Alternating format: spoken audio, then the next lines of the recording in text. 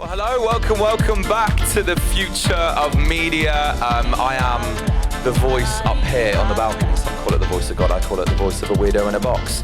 But my name's Jordan Lee, I'm from KISS and Hits Radio Pride, guiding you through day 2, along with my co-host, back on the stage, Steve Scaffardi. That's a woo moment. Hello. There he is. Oh, thank you very much. So we're back in here for audience insights and analytics. It's a very quick fire one. We've got 45 minutes of content, but it's going to be good content. What's up first, Jordan? Well, listen, the next session is all about unlocking the power of retail media. So please welcome to the stage, from UK commercial leader for advertisers and agencies at Nielsen, Alex Stockdale. Hello everyone, thank you for joining our session. A brave title for us here today, Unlocking the Power of Retail Media. Hopefully we can provide you with some insights and some takeaways from the new data that we're collecting at Nielsen. So a backdrop for today's session, we have started collecting Amazon retail spend in global markets, starting with the UK and talking about UK information as of today. Our friends at Statista have estimated that digital retail media will be worth £4 billion in 2024 only. So we're at the Future of Media event, but as of today, retail media is the here and now, and it's only likely to get bigger. Some food for thought as we go throughout the session today. How are brands using this media today? How will they use it in the future?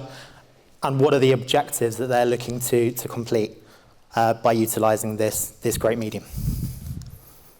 So, from a wider retail media perspective, considering that this is likely to converge many different media channels, there is an estimation that the size of total retail media will double in the next 5 years. And we're already talking hundreds of billions today. In 5 years' time, that will be many more. This media is here, and it's here to stay. So, a sneak peek as to what we're doing at Nielsen. Hopefully many of you are familiar with Nielsen Ad Intel, useful for media planning, useful for competitive intelligence. We have been tracking Amazon specifically for a period of 4 months, Amazon being our starting point, but of course hoping to track more of the digital space and then the wider retail space as time goes on. A little bit of how we're doing this, we're using crawling technology to monitor a universe of search terms. And this is really important because in order to track this media, we need to be able to track the channels within, and the search terms effectively become our channels. We can't track broadcasters, we can't track websites. We need to crawl a universe of search terms across a variety of digital devices. This then allows us to collect impressions, and then using available statistics like CTR, like CPC, we are able to estimate the media expenditure at a very raw level to start with, and then we're able to code that back to the data that you would eventually see via working with us, such as brand, advertiser, and category. So, what have we found? Starting off with some insights on the formats. And of course, Amazon is a very unique media in terms of the formats that you can activate on their channel. Splitting this into sponsored brands, video, sponsored products, and display. And what I found really interesting from this insight is not the actual spend insight in itself. I think video and sponsored brands rightfully is a more expensive medium. But to see that 83% of the spend that we've tracked so far is across arguably the 2 more premium formats. Does this start a conversation of how Amazon is being utilized? Is this purely a performance media? Does this also support the long in brand building? Or does it support multiple objectives within the same campaign or within a wider media mix and yearly budget?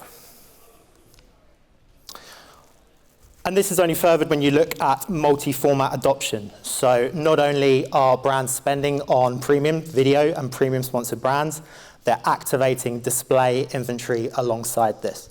So again, it's not necessarily using it as a solely performance-based media or a solely brand building media.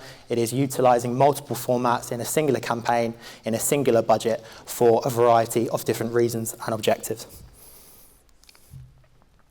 Now, how does this look from a spend perspective? Looking at by advertiser, and of course we're working with a smaller data set so far with only 4 months tracked, but of the top 30 advertisers in the UK ranked by media, we've been able to see that they are spending £300,000 on average on any format.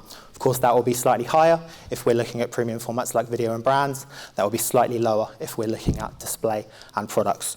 But over the 4 months, of course, if you times that by 3 to look at a more annual perspective and an annual budget, brands are putting millions of pounds into this medium. And as you've seen at the start of the presentation, that is likely only to grow in the coming years.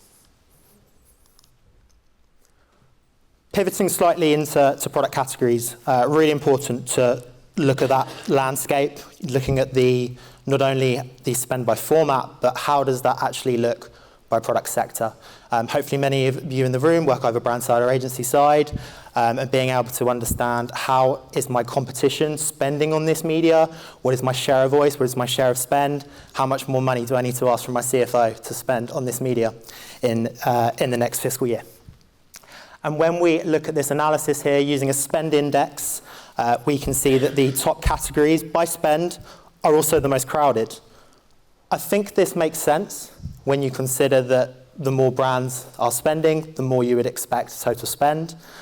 However, it's really interesting that when we dig deep into these categories, particularly the top 3 on the right-hand side, we're finding that they make up the majority of the premium format spend.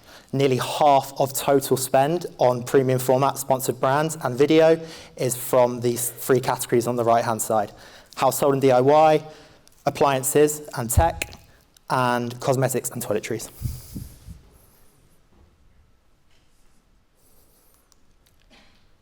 So, starting with household and DIY, which when we look at the media mix here, I was first not very surprised because there are a lot of so-called third-party advertisers who exist in this category, and they're using Amazon Retail not only for their marketing efforts, but also as their entire derivative. It's effectively their storefront. And so there are lots of these brands who are spending heavily on Amazon Retail for advertising purposes.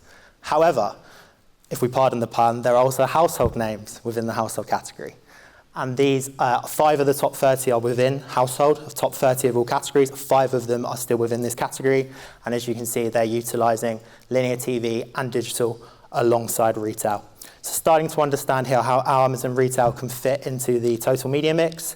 And again, what objectives does it lend to? Does it lend to those big TV campaigns, or does it lean towards some of the more short-term activation items that you may have in other media? A little bit different for electronics, more of a traditional media mix here. It's definitely more varied, definitely making use of more of the media available to them.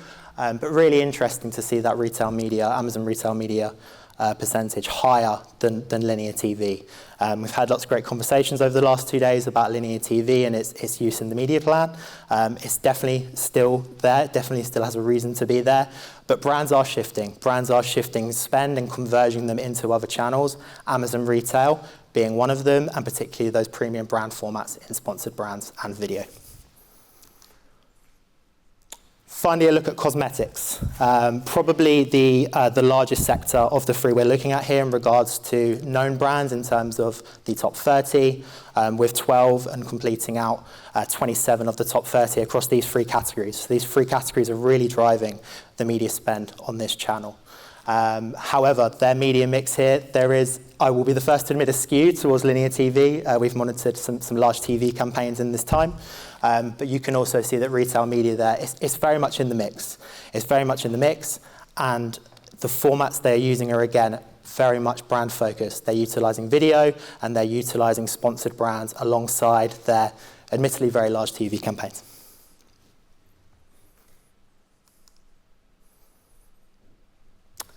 And a final say from me, to link this all back together, we run Nielsen a global survey every year, surveying lots of marketers around the world to get their perspective on how media is changing and how they're looking to incorporate this within their media plan.